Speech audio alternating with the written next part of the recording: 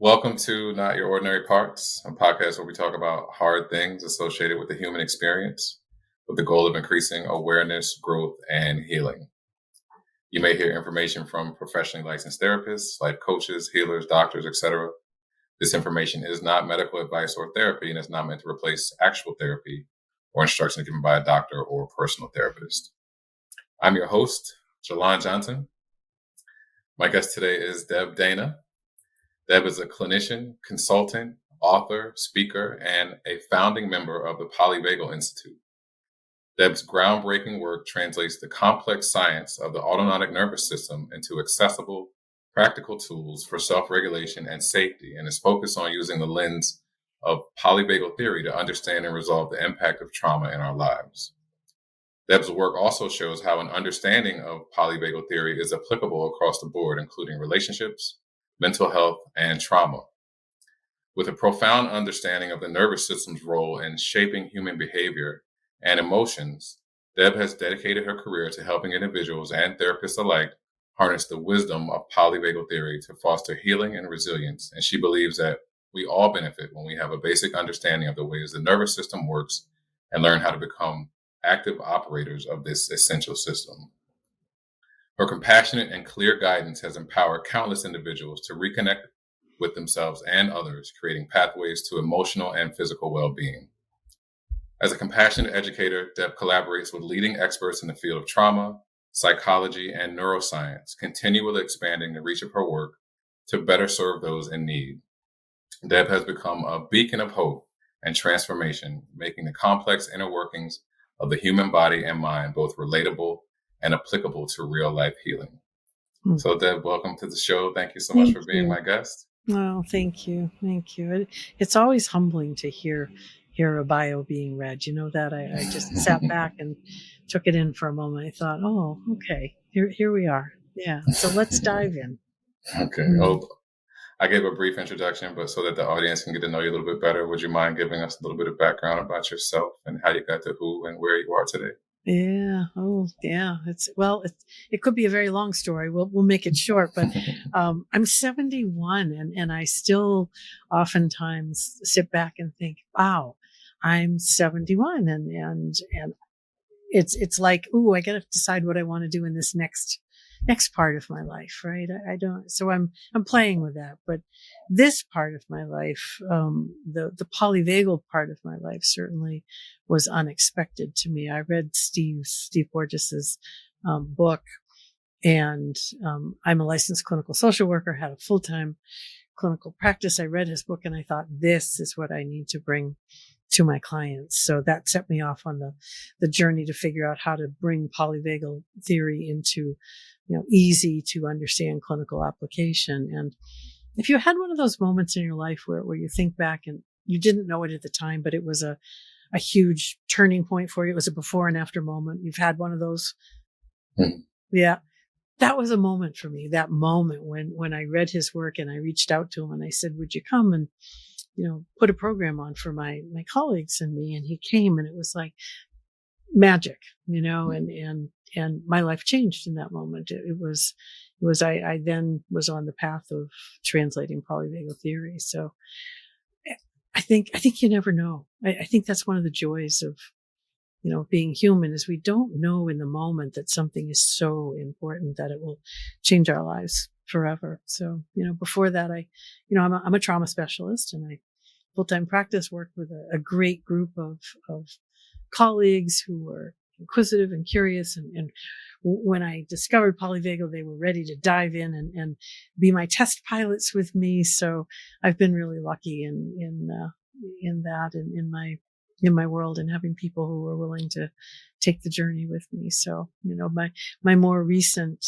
experience that I will share because it often comes up is, I'm, now learning how to live by myself. My husband died a little over a year ago and it's been an interesting journey, a nervous system experience of finding the way through, grief. He'd been sick a long time. So caregiving and then grief. And then now it's like, ooh, now I look around and I can do whatever I want. And that's in both ways, exciting and freeing and also a little terrifying. So yeah.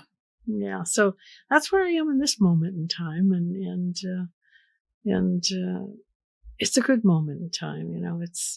I think, as everybody who tunes into their nervous system would recognize it's filled with moments of goodness, moments of okayness, and then it also has moments of big challenge. And that's, I think, the normal human existence that we're in. Sure. Sure. Thank you so much for sharing. Also, I'm so terribly sorry for your loss. Thank you. Your work with the nervous system and making the complexities of both systems so accessible for both therapists and clients is really remarkable. Before you became a leader in the field of trauma therapy, what were some key experiences in your early life that began shaping your understanding of human connection and well-being? Well, interesting to look back on life from the lens of the nervous system now, right? Because of course I didn't have that when I didn't have that for most of my life. It was a new experience. So I would look at experiences through my brain, through my cognition, right? And as I look back now, I can feel and hear a very different story, right? I grew up in a family that I have one brother, and as I look back and I reference him sometimes, I joke about him. He was very sympathetically dysregulated, right?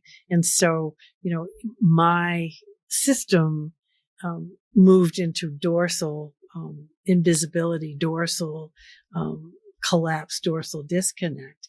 And I joke sometimes, and I say this because sympathetic was already inhabited by my brother. So it left me dorsal, right? Not true, but I mean, who knows why a nervous system chooses a certain place. But I grew up in a family of, a lot of dysregulated nervous systems in different ways. A dad who was very, very, distant, so more dorsal, and a mom who I think was very sympathetically managing, right? And then a brother who was sympathetically dysregulated, and then my profile took me to dorsal. So it's interesting to look back and think. I often have the experience of people asking about, events that happened or music that was popular or things like that. And I think I didn't register that, right? I think I kind of floated through a lot of my life because it was that dorsal sort of not really here experience. So I did really well in school. I was a really, really good student. I could focus all my attention there, but when it comes to remembering, all this other stuff, it's like, not so much. So don't ask me trivia. Don't ask me that sort of stuff because it just didn't register in. And I think, as I look back, that probably was I know it was a survival response, and it certainly, leaves me with some sense of longing for the things that I may have experienced, but I don't remember. Yeah. Yeah. It's funny because as I hear you describe the different phases of the nervous system, dorsal and sympathetic, I know what you're talking about, which, I think is a tribute to studying and trying to learn on my own. But for those who may not know what sympathetic and dorsal mean, sure. Can you kind of go into that? Absolutely. So sympathetic is the first level survival response, and it is commonly, thought of as fight and flight. Right. So it's that fight anger pathway and that flight anxiety pathway that comes to our rescue when we feel like the world is too overwhelming. Right. And it floods us with cortisol and adrenaline. And we probably all know what that feels like. Right. That's a common response. So that's sympathetic. Right. So if you are wired in that sort of driven, always seeking, can't sit still, hard time focus, hypervigilant, that's sympathetic at work in your system. Dorsal is the opposite. Dorsal is the path of last resort for your nervous system. It's when sympathetic can't manage all the stuff that's going on, all the distress, all the overwhelm. So all of the energy drains from your system and you end up in dorsal collapse, dorsal shutdown, right? The flavors of it could be, I'm going through the motions, but don't have the energy to care. I'm kind of giving up. Why bother? That's the sort of flavor of it. And then when we go deeper into it, maybe we stay in bed all day. Maybe we don't get dressed. We don't go out. We begin to pull away from the world. So we have those two survival states at the ready all the time to protect us, right? To rescue us from whatever's going on in the world. Yeah. I remember when I interviewed Dr. Porges, and he basically gave, in his words, a simplified version of the nervous system, Right. which was still almost impossible to understand for lay people. So I want to give you an opportunity, if you could. Yeah. Can you tell us what the nervous system is and how it functions? Yeah. And I dearly love Steve, and I love his simplified explanations. They're brilliant. And yes, let's see if we can make it a little more user friendly. So the nervous system is this part of our body that actually is where all of our lived experience begins. And the nervous system communicates to the brain. And then the brain's job is to make up a story to make sense of the information that it's receiving from your nervous system. So it's this body to brain pathway. And I think most of us think it's that our brain's running the show, right? But in fact, the brain's getting the information from your body. So it's actually your nervous system that begins the whole experience. And, polyvagal theory, which is Steve's brilliant creation, which describes how the nervous system works, has what I think are three principles that we want to understand. Neuroception, hierarchy, co-regulation. Let's talk about hierarchy for a minute, because that's what we were just talking about. The nervous system has three states, right? It has a state of connection, of regulation, of feeling safe enough to engage with the world, organized enough to make it through my day.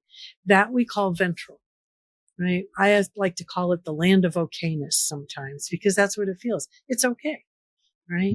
That's the top of the hierarchy, meaning that's the place that our nervous system longs to be in, and I think knows how to get to.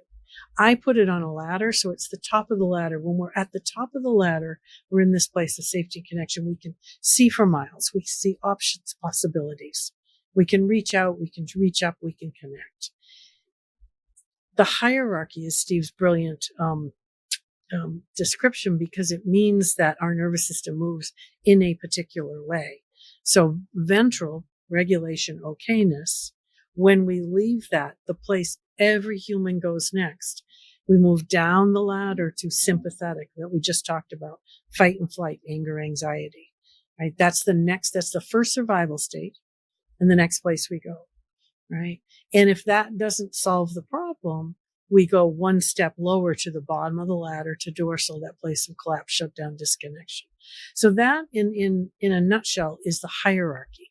And why we find it so interesting, so fascinating, is that if I know where I am, then I know what the stories are, what my body's going to feel like. I know what resources I can reach for. So in ventral, I want to explore the world. I want to bring the curiosity. I want to move through my day feeling productive, feeling purposeful, right? In sympathetic, I'm flooded with energy. And in order to find my way back to ventral, I need to organize that energy, right? We often tell people, or we try not to, but people might tell us to calm down, right? It's like, ooh, in sympathetic, I have a flood of chaotic, disorganized energy. I can't calm down.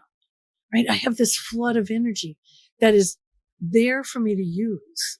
Calm down to me means, just to stuff it down. That doesn't work.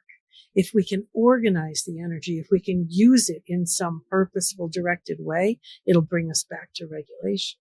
So when we're in that fight flight, where we're flooded with energy, can you go for a run? Can you go for a walk? Can you sit in a chair and rock? Can you have some movement that brings you a sense of organization, right?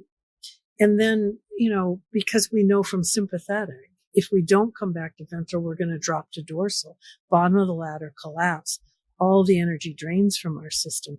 And if I know I'm in dorsal, right? If I've mapped it, if I say, oh, I know this is dorsal because I'm tired, I'm lonely, I'm hopeless, I give up, I don't want to do anything, then it's a different resource I reach for because I don't have any energy. I have to bring some energy in gently. So maybe rather than going for a walk or a run or, rocking in a chair or any of these things, maybe I just sit quietly and notice my breath. Maybe I just sit and I look out the window to remember there is a world out there. Maybe I push a button and turn on some music that I can just listen to. It's a gentle experience rather than the sympathetic experience of lots of energy I need to use. Right. And we move down and up in that predictable order: ventral, sympathetic, dorsal. And then we have to bring energy back in to move through sympathetic back to ventral. That's the hierarchy. And the way we get to one of those places is that other organizing principle that Steve created, neuroception. Right? He created that word because there wasn't a word in the English language that described how your nervous system takes in information. Right? Perception was the closest word, but that's a thinking process. And the nervous system does this below the level of awareness. Right? So neuroception is how the nervous system is always receiving information and in fact broadcasting as well. So it's that taking in and offering out, taking in and offering out that happens micro moment to micro moment. And neuroception listens first inside your body to see what's going on inside my body. Does it feel safe or unsafe in here? Do I have aches and pains? Do I feel warmth and openness? What's happening? And it makes a judgment based on what it finds there. Yes or no, safe, unsafe, go forward, go to survival, one or the other, right? It uses an environmental pathway. So it's taking in what's happening around us, the environment we're in. Does the environment feel welcoming or does it feel a little distressing? Right. And then it takes in this lovely pathway that we call the between pathway. So your nervous system and my nervous system are getting to know each other right now, right? Below the level of conversation, our nervous systems are checking each other out, right? And if it feels, that feels fairly safe, then I'm going to move forward. I'm going to engage. If I get a sense of, I don't think so, I'm going to move back. I'm going to disengage. Right? So that's neuroception. And very simply, when the cues of safety outweigh the cues of danger, we come to ventral and we engage with the world. If the cues of danger outweigh the cues of safety, then we're going to go to sympathetic and or dorsal. We're going to go to a survival response because that's how the nervous system works. Neuroception moves you on the hierarchy. And then the third principle that I think is so important and also can be very scary is co-regulation, right? We humans are built to be in connection with other humans, right? With other mammals. And for many of us, the nervous system learned growing up, people are dangerous, right? Don't reach out. People will respond with danger, or don't reach out because people won't be there.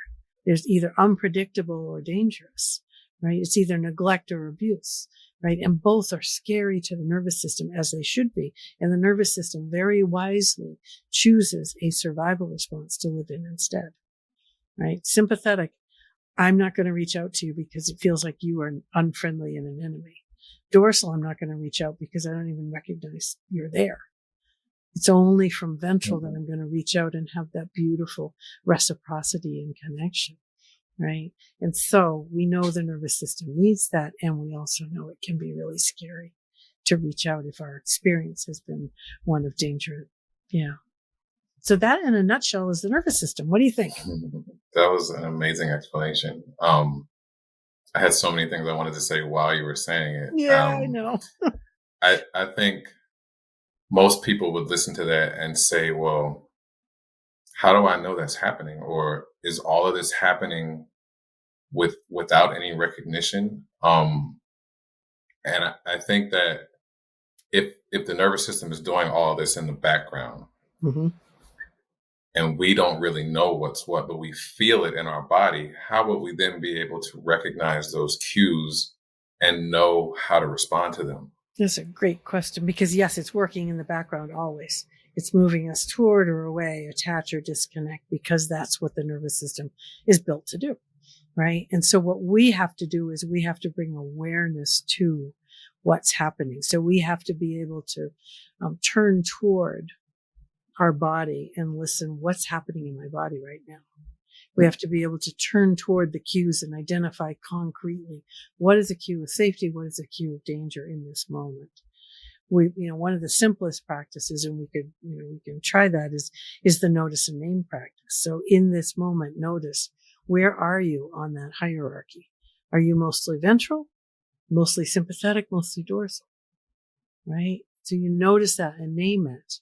That's the beginning practice, to notice, where am I on the hierarchy? And then we add to it, listen for just a moment. Is there something that place on the hierarchy is trying to tell you?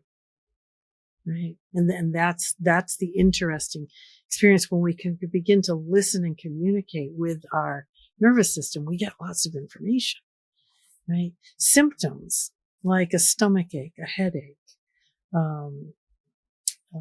a worry that you can't get out of, a frustration that keeps building. Those symptoms are the nervous system trying to communicate with us. So when we can see, oh, I'm feeling really cranky right now, and I can take a step back and I can say, okay, I'm feeling a lot of sympathetic energy. What's happening that's bringing that? What is my nervous system trying to tell me? Then I get information. My nervous system recently has been telling me, you're trying to fit too much into too short a time. And so it's bringing me that frustration, that crankiness, that on-edgeness, right? So if I can listen to that, then I can say, oh, okay, I get the information. Now what do I do with that? Right? But if I just feel cranky and just be in that, then I have no way to understand the problem or solve it. Okay, so I have a question for you. If symptoms are your body communicating with you by way of your nervous system, that communication is one way.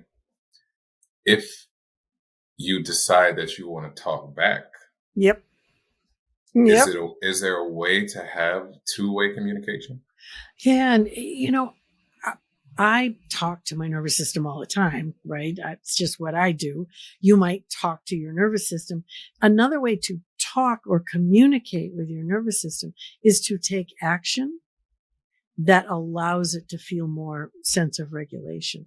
That's a communication back, right? When we listen and say, okay, my system's telling me too much squeezed into too small a space, and I take action to put more space in, and don't do as much in a day, that's me communicating back to my nervous system. Got you. I heard it, and I'm doing something. And then my nervous system, in theory, will then feel more regulated, will bring me, rather than the crankiness and the frustration, will bring me a sense of ease or joy or peace, right? So there's that way of communicating as well. I do also talk to my system, and I say, okay, I got it. I heard you. I'm going to take care of it tomorrow, right? Whatever. I like doing that as well, but you may not want to do that. You may want to communicate through action, which is fine. Yeah. So what I was thinking is, as a basic way of maybe learning that two-way communication is, if your stomach growls, you can say, okay, I'll eat. Mm-hmm. Mm-hmm. If you walk into a building and you feel unsafe, you notice the feeling and you say, okay, I see you're trying to tell me that this may not be safe. Yep. And I feel like those are some ways that you can begin to recognize the signals and communicate back. And, we often think that maybe people that are talking to themselves maybe a little off or what have you, but maybe they had it all along. Exactly. I love it. Yep. I know. I was thinking about like my stomach growls, and I think, okay, my system's telling me I'm hungry. I need to eat something, and then I can do the whole thing about, okay, what do I want to eat or whatever, right? But I'm listening and I'm taking an action. It's more complicated, isn't it? I mean, that's a direct one, right? It's pretty easy. I could do it. The more complicated one is you walk into a space and you feel, ooh, this feels, I'm ill at ease. This does not feel good, because then it's like, what do I do with that? Right? Okay. Do I leave? Do I look around and figure out, how do I find the exits? How do I find a place that feels safer to stand? What do I do? So it's a little more complicated, but yes, it's exactly what we want to be doing. We want to listen and not ignore or override. And those two things I think we humans are taught to do all the time. I think as kids, we're taught to ignore, well, just go, right? It'll be fine. Or override when I do it myself and I say, oh, that's crazy. I'm perfectly safe here. Just ignore that and just go do whatever, right? So ignore and override, we learn, and then we have to learn how to reconnect and listen. What I was thinking about as you were saying that is, as children, we are told to ignore the communication that we're getting from our nervous system. And that made me think of a car. When you get a light that comes on the dashboard, check engine or this or that. Yep. And if you keep driving, yep, at some point, cars are going to break down. And that's exactly the same with our nervous system, right? The light comes on, right? Or, someone was talking to me the other day, you get all these pings for updating your operating system on your phone and your tablets. And we do that, but we get pinged by our nervous system and we don't, the light comes on and we say, I'll deal with that later. Well, with our nervous system, it's going to send a stronger message. It's going to take more intense action because it is determined to get your attention. And you're right. Then we suffer physically and psychologically. Yeah. And also something that we may suffer in our early lives is from trauma, and that could also dysregulate our nervous system. But I wanted to ask you, in your personal opinion, based on all of your experience and knowledge, how would you define trauma? I don't know what I would have done before, but nowadays I threw everything through the nervous system. So trauma to me happens when the nervous system dysregulates into survival and can't find the way back. That's traumatic, right? Steve had a beautiful quote about trauma. He said, trauma is a chronic disconnection, chronic disruption of connection, which is another thing we can say. I mean, when I don't have safe people in my life, I can connect with, I can be with, not all the time, but sometimes or when I need it.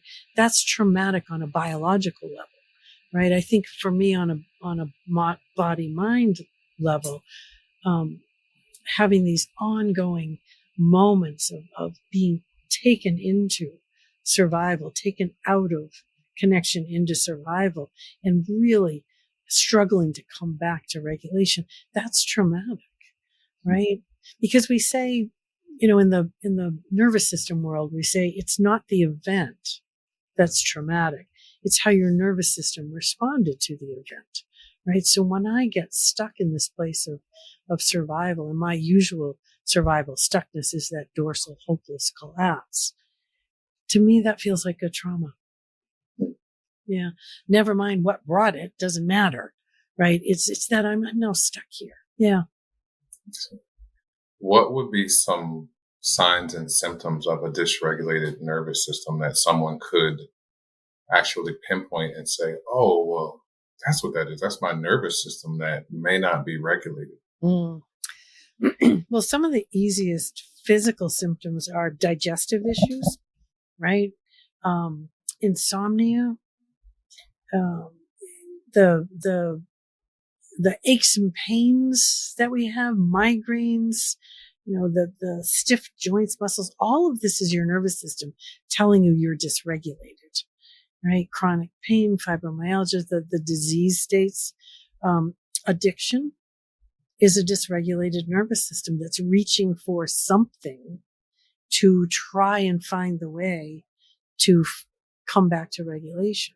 So any of the things that are causing us problems, whether they're behaviors or whether they're body feelings or whether they're the feelings that we have or the thoughts that we carry, like I'm worthless, I'm no good at this, I'm a failure. All of these things, if we sit with them, are signs of a dysregulated nervous system. Right. And then in energy levels, because I like to think in energy, it's an easy way for me to sort of know where I am by thinking how much energy and what kind of energy. So when we have this flood of chaotic, disorganized energy that just has us spinning, that's a dysregulated system. When we feel I don't have enough energy to even make it through my day, that's a dysregulated nervous system. Right. The regulated system has lovely energy that can be very calm or can be very, excited and, filled with fun and play and passion. Right. And how you know if you're regulated or dysregulated is your neuroception one of safety, the cues of safety outweigh the cues of danger, or are you in a neuroception of unsafety? Right. So it all ties together easily. So once we begin to be able to identify the cues and look at the symptoms, then we can figure out, am I dysregulated and what kind of dysregulation am I in? Do I have too much energy or not enough? Okay. So 2 things. You mentioned all the signs and symptoms, that the gut is off or that you might have fibromyalgia or migraines or all these things. And if you're treating those symptoms with medications, you never really get to the root if it's your nervous system that's doing it. Yeah, it's hard. And then I wanted to come back to the gut because if your nervous system is dysregulated, you're more than likely in fight or flight. And if you're running, your body is not going to give blood and oxygen and I mean, the vital organs are going to take them. So is that why most people develop gut disorders, because their nervous system is dysregulated? Yeah. I mean, the interesting, your dorsal system in its regulated role has the responsibility for running your digestion, and it does it brilliantly. It brings you nutrients to nourish you. That's when ventral is in charge of your nervous system, and sympathetic simply brings you the energy you need in all the moments of your day, and dorsal runs your digestion. That's a regulated system. That's what we're looking for. As soon as we leave ventral, system is dysregulated, and sympathetic floods the energy rather than bringing you what you need. And dorsal, your digestion is off, right? So as soon as I have a digestive issue, I think, what's going on in my nervous system, right? That's because it means I don't have enough ventral overseeing what's happening in my nervous system, right? Yeah. And really what we're saying, how we recognize dysregulation is all, well, I mean, one of the things I like to do is, how do you recognize regulation? I love to start there. How do you know you're feeling in that, the land of okayness that they call it? You're feeling okay? How does your body, what are the signals from your body? What are the behaviors that just emerge here spontaneously? What are your feelings and what are some of the things you think? Those are the categories. And when we get to know how I know I'm regulated, then it's pretty easy to know, ooh, I've just left that because this isn't happening now. I've got these other things happening, either sympathetic or dorsal. I think it would be great if the first question someone could ask themselves when they're not feeling good is, what's going on with my nervous system? Yeah. Yeah. It's a beautiful question. One of the guiding questions that I use in my personal life and use in my work is, what does the nervous system need in this moment? Right? Not what does it need to be regulated, but simply what does it need in this moment to feel a little safer, a little more welcome, to feel it's okay, right? It's the same as, the question you're asking. It's, if we start there, it's a very different thing from starting here. Yeah. Based on your experience and with the clients that you've helped over the years, how does understanding the nervous system change the way people view their own trauma and healing? It's an interesting, different story, right? We all have a cognitive story. And the trauma survivors that I worked with could tell me their trauma story, over and over and over. And, I often had clients who had been to many other people and then landed in my office, and they'd start telling their trauma story. And I'd say, I think you've told this story hundreds of times, right? And I wonder if we could set it aside and listen to the story that's underneath that. Because when you've told your story over and over and over, you don't even connect with it anymore. In some ways, you're protected from connecting with it, so that you're just telling details, but you're not in it, or you get so pulled in it, you're reliving it, neither one being helpful, right? And as soon as we begin to explore the nervous system, right? So did your nervous system protect you by taking you to sympathetic fight, flight, manage the moment, really, driven to do or get away?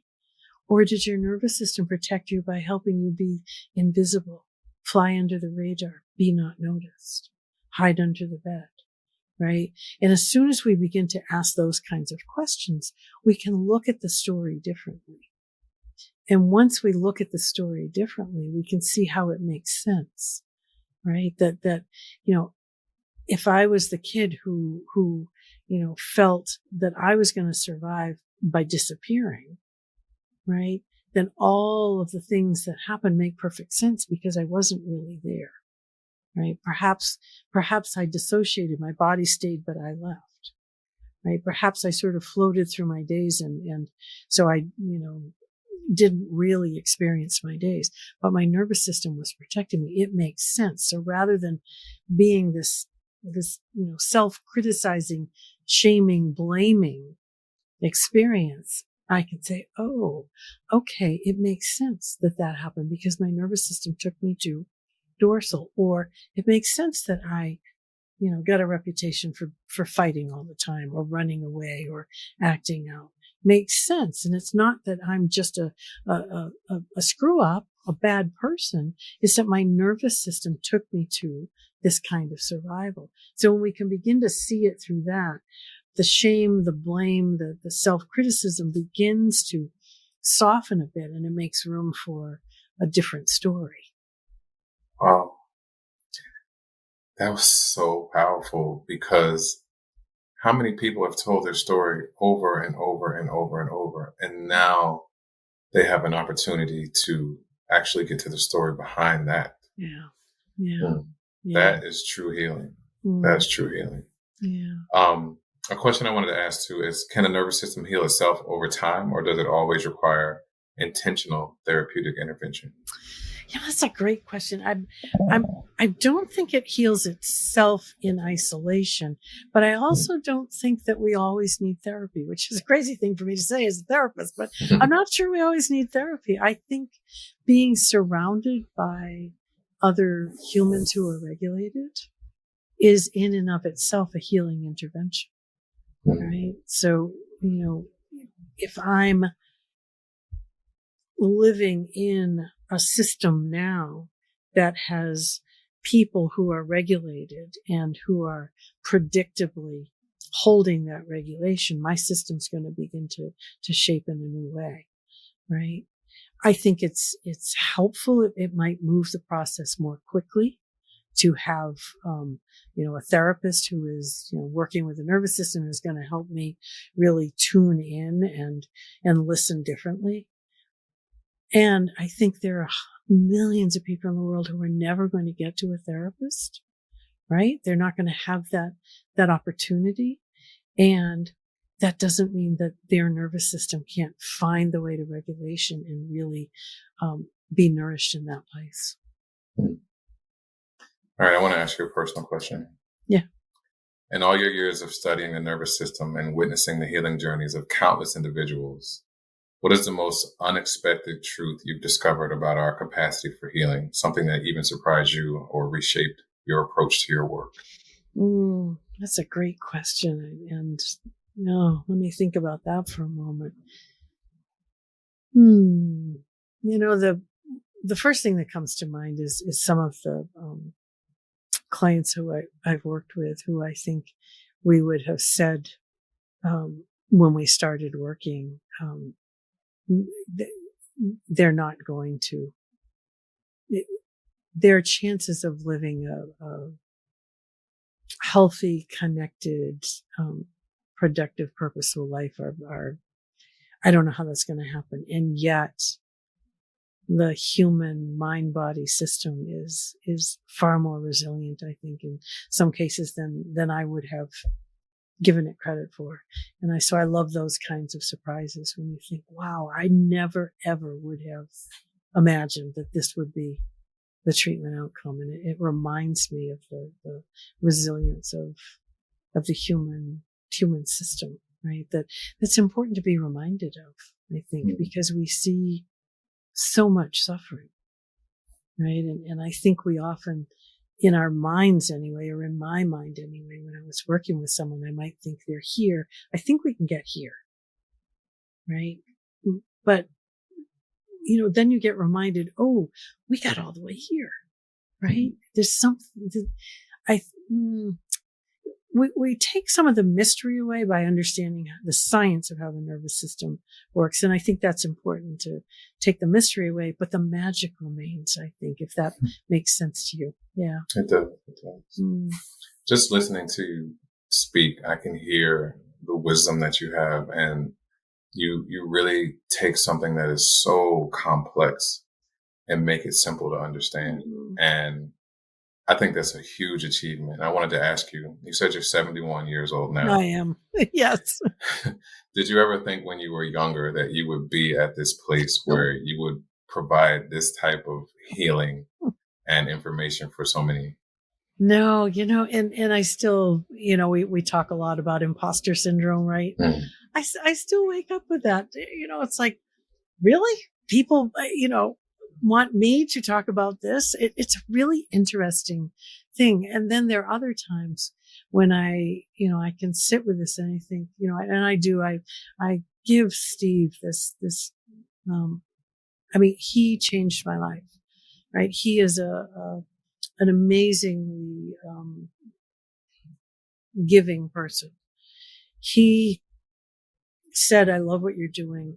Let's, this is great. Let's keep doing it. Right. He changed my life. And I tell him that all the time, which is amazing. I also, my story, I lived in Maine when I was beginning to create this. And, I wrote, Steve and I did a book together, and then I wrote my own book, over in the room over the garage that we had finished in our house, right? And sometimes I go back to that place and I think, how did this happen, right? I am a social worker from Maine who put this stuff together in my room over my garage, and look what's happened now. It's like, wow. Who would expect? How would you ever think that, Steve and I were at Bessel's trauma conference early on, and he said, oh, come sit over here next to me. And of course, everybody wants to meet Steve, right?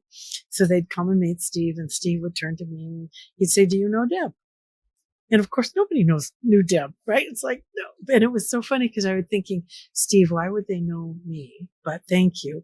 And it was this whole day of, being introduced. It was such a delightful experience, because there's something they didn't know me, but then it was like, ooh, let's get to know you. Let's make friends. So Steve's that kind of human. And again, there are these moments that change people's lives, which is why, a long way around your question, but which is why now at this point in my life, it's that sense of wanting to pay it forward, wanting to, help other people bring their dream alive, because we're all getting older and we need, the next generation to be, creating on their own. And what can I do to help? Because, somebody did that for me. Right. So it's interesting. And no, I never ever thought I would be here where I am today. I get emails fairly regularly. People will send me an email just letting me know, how something that I wrote in a book shaped their life or impacted them. And I will say here, because people can hear it, it touches me deeply, right? It is a wonderful experience to know that something that I created, in my room over the garage has gone out into the world, and people are being changed by it. That I could not ask for anything more. That was beautiful. Mm. All right, so I'm going to follow up with that. And I want to ask you, if you could be known for one thing that would define your legacy, Oof. What would that be? Good grief. I mean, it really, I think I would like my work to reach, the world of curious humans. I would like to be remembered as the person who made nervous system language everyday common. I want everybody to know neuroception hierarchy, to be speaking, the nervous system language and have that communication. That would be pretty cool, wouldn't it? I think you've already accomplished that. Well, I mean, it is I asked Steve once, a few years ago, we were talking about, so what's next? And I said, I don't know, what do you want to do? And he said, I want to change the world. And I said, I know we do. We want to change the world, right? Steve is changing the world with his brilliant science and writing. So I guess, in my own way, and I do say we change the world here first. Right. My nervous system, and then my nervous system can ripple out and help change other nervous systems. So, I think I wrote a tagline somewhere, we're going to change the world one nervous system at a time. I think that's what we're doing. And for me, because the world feels very upside down right now to me, it feels crazy. It feels dysregulated all across the globe. And I know systems need to change. That overwhelms me really fast. I don't know how to change. I don't know how to intervene and change those systems, but I can come back to this system. This system I know how to work with. And when I find the way to regulation and anchor there, I know that's what I'm broadcasting out in the world. And then another nervous system will feel a little bit safer, and then it'll keep rippling out. So that's where I want to put my energy and intention. For people who know you and know Steve, they may know completely what you're talking about. But for listeners who may not know who Steve is, who is Steve, and what is your connection to him? Steve Porges is a brilliant scientist and academic who he was the creator of Polyvagal Theory, which, was decades ago now, but has revolutionized the way we understand the nervous system. And he started that work working with premature babies in the neonatal intensive care unit. Somebody asked him how the vagus, which was the nerve that everybody thought was life-giving, how could the vagus be both life-giving and life-threatening? Because in tiny newborns, in premature babies, this vagus nerve that is supposed to manage suck, swallow, breathe, vocalize, also would produce bradycardia, slowing heart rate, stopping breath. And so babies were in danger of dying. And he dove in with, to explore that, and came up with Polyvagal Theory, which truly has changed the world. To understand that we have these three states, and to see the world through the nervous system changes the world. So that is Steve. And to me, Steve was first, this amazingly brilliant person who I looked up to. He was like a god in my world, right? And then we met and started collaborating and got to know each other. And he, has been a dear mentor for a long, long time. And now we've moved to, we collaborate and we're friends. He's a dear friend, right? I will send him an email some mornings just thinking about you. We've shared coffee on his deck overlooking the ocean in Florida. And I'll send him an email saying, I hope you're having coffee on the deck looking at the sun. I'm having coffee in front of the fireplace because it's freezing. Or, just those sort of, lovely ways of staying in connection, so he's an important person in my life. Yeah. Mm. Can you talk a little bit about the Institute? Sure. Polyvagal Institute was a dream not that many years ago, and Steve and Karen Underko and Randall Redfield and I met in New York City, and it was like, I don't know, the week before the world shut down with the pandemic. So that's when it was. We all met in New York City. We had some business to do with our publisher who's in New York City, and we met in a room and birthed this dream of the Polyvagal Institute. And for me, I see it as a place that will tend to Steve's legacy, that will hold his teachings and his writings and continue the work that he has done when he decides it's time to step back. Right? Steve is is turning 80 next month, so he's a little ahead of me. But I think Polyvagal Institute is a way to again get the information out there into the world that the nervous system has the story to tell, and we will be better humans and create a safer world when we learn to listen to that story and share that story with all of us. So Polyvagal Institute is doing that brilliantly. It's a young institute, and it's growing exponentially and trying to keep up with all of the ways to bring polyvagal into medicine and academics and business. And so it's really broadening the reach of polyvagal theory. Thank you for that. Okay, last question for you. Mm.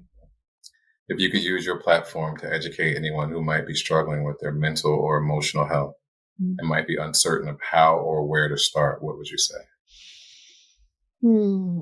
That's the dilemma, isn't it? Because I know the information that's needed, but where do we find that information? How do we get it? That's really, I think, what I struggle with.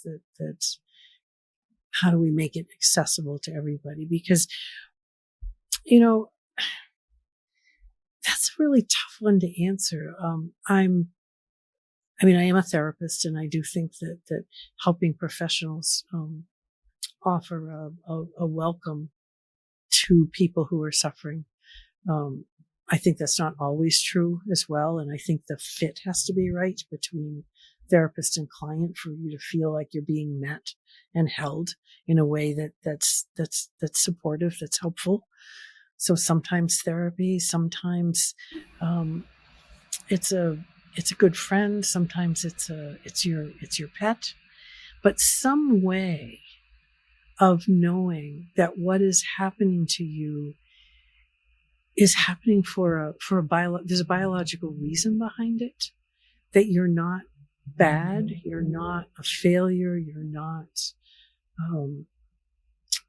a misfit who's never going to find their way. I think if I could help people really feel the truth of the belief that the nervous system can be reshaped for connection and safety, right? And that you're not stuck in the patterns you're in right now, that the science tells us we can reshape our nervous systems and find the way to safety, connection, and regulation. Maybe that's the piece of hope that I would put out there first. And then we have to find ways of connecting people with the people who can help them do that. I find that to be the frustrating part, right? Yeah. Sure. Yeah. Well, thank you for that. Yeah. And thank you for this. I was a bit nervous when we started because of who you are. Oh. And I think there was some co-regulation for sure. So thank you for letting me borrow your nervous system. Absolutely. And you know what? I will tell you that you send beautiful signals of welcome, right? You have a beautiful smile. I feel like you're right there with me. I never felt alone in this. And that's a beautiful ventral sending of your energy to me that I received and with gratitude. So thank you for that. There's a beautiful reciprocity, right? I appreciate that so much. Yeah, absolutely. So, first of all, I want to say thank you. I'm very grateful that you decided to do this with me, for seeing me, for finding value in what it is that I'm trying to do. Absolutely. Thank you so much for sharing your time and your knowledge. Where can people find you online if they wanted to learn more about you and what you do? So my website is really my only my only online presence, rhythmofregulation.com. I do know that other people have put YouTube videos and stuff out there of me doing things, but for what I do is on my website. So come to rhythmofregulation.com. You can sign up for the newsletter that we send every now and then. Right. when we have something to say and I can get my act together and write something.